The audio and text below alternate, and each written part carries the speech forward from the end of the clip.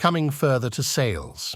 This part of the sales can be only entered on development data sheet, and final values will be calculated automatically for these types.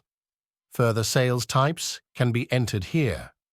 We can also add more rows by clicking this plus button and selecting sales up to the maximum of 50 rows.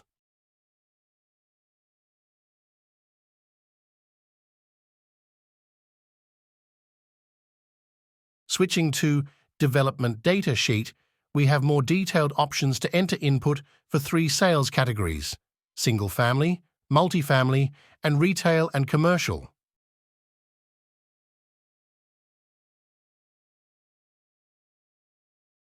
We may enter product type here,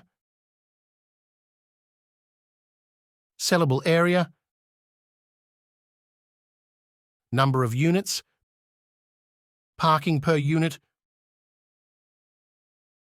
plot area, and sales price per unit of area.